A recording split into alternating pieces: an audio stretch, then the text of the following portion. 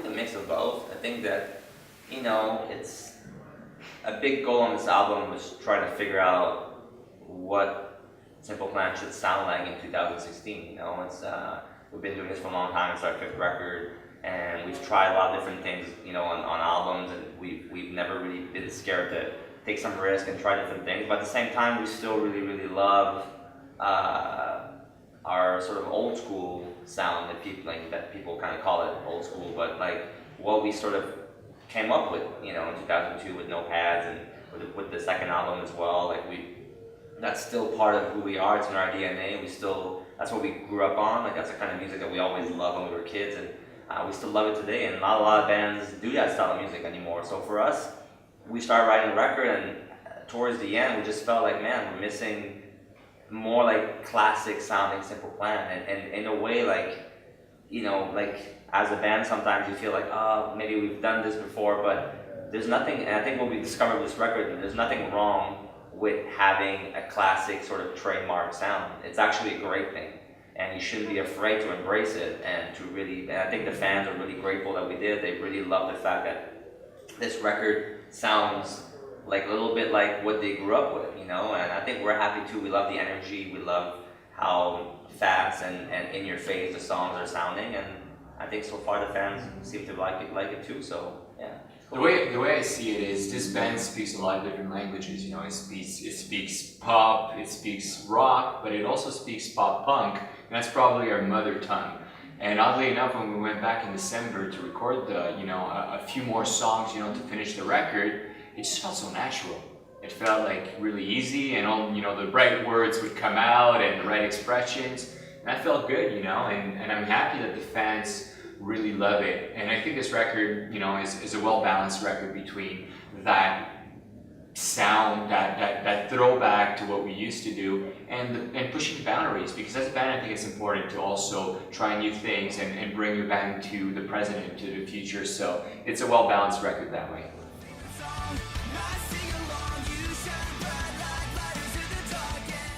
I think it was exactly what we've been talking about, is trying to figure out, what we should do, what kind of songs we wanted to write, what kind of direction that we wanted to take.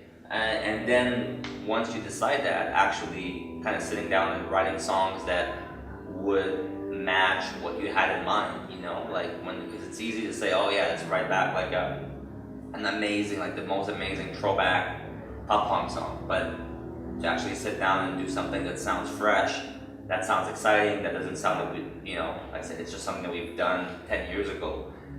It's harder to execute, So I think it was just making sure that we found our direction, and then also just delivering great songs. And for us, unfortunately in some ways, but also it's it is what it is.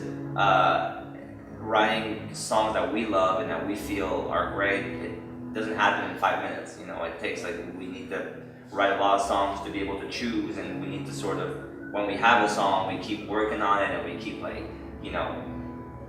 of refining it all the time, and that takes time. And in the studio, we like to make sure that everything sounds special, and we have great tones, and we have great performances, and again, that takes a little bit of time. So it was challenging to do all that, and it was challenging that it was taking so long, and it was kind of frustrating a little bit, but at the same time, now it's finally out, and I don't regret taking all that time, because in the end, I think we have something that we're all very, very, very proud of,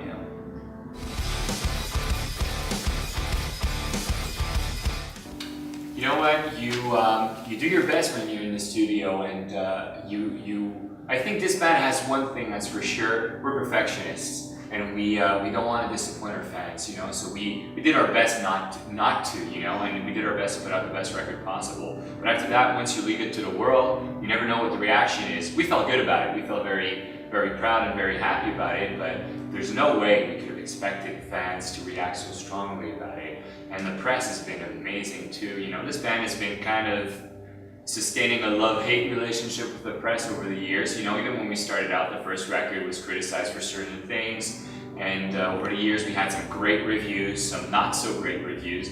This time around, I think people get it. They understand what we tried to do, that balancing act that we played. I think, the critics enjoyed it, And as Chuck said, you know, those songs that we kind of related to, you know, the first records, they don't sound as if, you know, they're just plain copies of the first record. They sound like they grabbed the essence, but at the same time brought it into the present.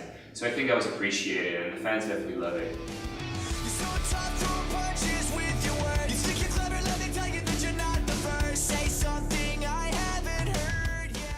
I would just thought it'd be cool to try something new, try something different, you know. And we had this song that, like you said, didn't really fit in exactly with the traditional Simple Plan sound. It was definitely different, and there was definitely a little bit of a fear of like, hey, should we put this out? Is that really us? I don't know. But as we kept going through the writing process, we just kept going back to that song, saying, you know what, I just feel like it's really catchy. It has something that's different, but that's also cool. And we just kept kind of going back to it, and we just thought, you know what, let's give it a shot. Let's try something different and new and see what happens. And you know, some fans didn't love it, some fans loved it. It's kind of like, it was a little bit of a polarizing song, which sometimes is a great thing. You know, it's a great song because at least it creates an opinion. You know, like it's better to have a song that people care about or hate than a song that nobody cares about and nobody talks about. You know, so we just thought we would give it a shot. You know, but we knew that that the album was a lot different than that song, and that once it was going to come out, all the fans that were maybe not happy about, you know, this song and this direction would understand, like, okay, it's just one song and the essence of the band has not changed, and Simple Plan is still Simple Plan, and they still do what they do, and they didn't make like a 12-song, you know, full-on pop record, which is not what we wanted to do. It's not what we had in mind, you know.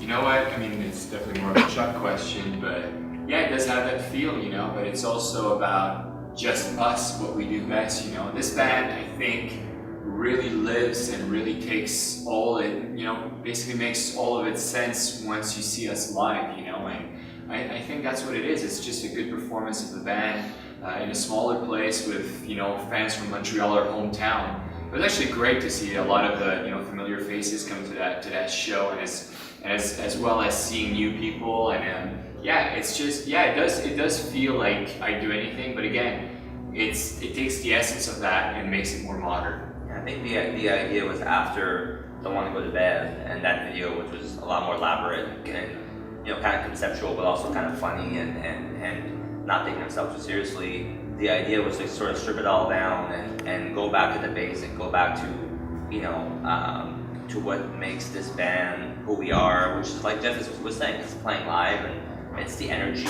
it's going on stage and you know, sweating and giving it all we got, you know. So we wanted to capture that on video, and we wanted to sort of kind of remind people that that's where we come from, and that's still who we are today, you know. So that's why we wanted to make a very, in a way, very back to basic kind of video. And I think it came out great. You can feel the energy of the band and the song, and yeah, I think it's one of my favorites. It really came out really awesome.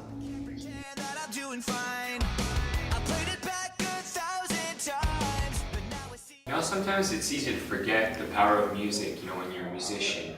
But I always try to project myself back to when I was a teenager, and all those records came out that just really changed my life, you know.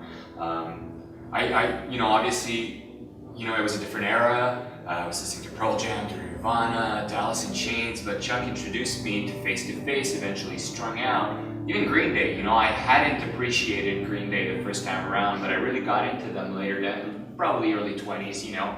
And I just remember going to shows and just being so impressed. There's something very strong about that live experience. You're sharing your love of a band, of music, with other people that love that band too. It's almost as if you're saying we share part of our identity together. Something really strong about that. And I can understand why people create bonds at shows, you know. Guys meet girls, you know, they create couples.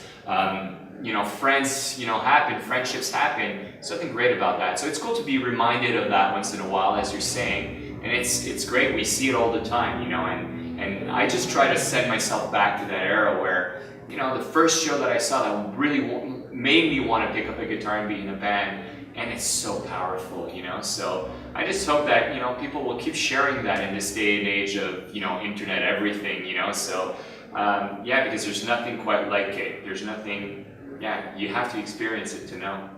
Yeah, I think it's rad that fans have stuck with us for that long. You know, I think that it's a testament to you know, how special the relationship between our fans and this band has become. That people have been fans for 15 years. They have loved us from the first record, and they're still here today, and that's special.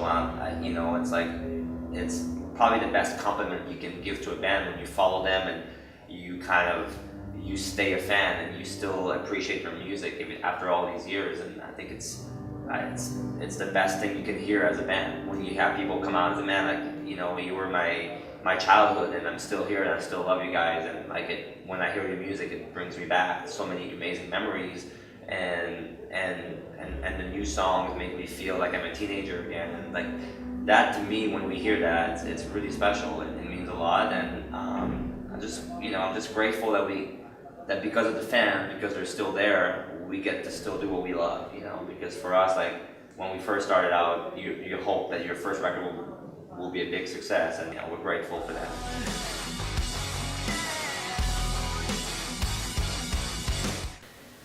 Yeah, sure. I just want to say, you know, thank you to all the fans that have been, you know, with us for so long. I think it's really special for us that you guys have been so loyal and so amazing, and you've been so patient, because it took us a long time to make this album.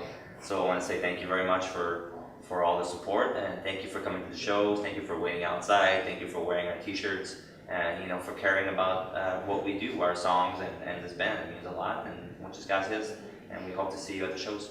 Thank you for being an amazing community. Thank you, girls, for supporting this community. I love paella. I love Spanish music. I'm really happy to be here, so thank you so much. We'll see you at the show.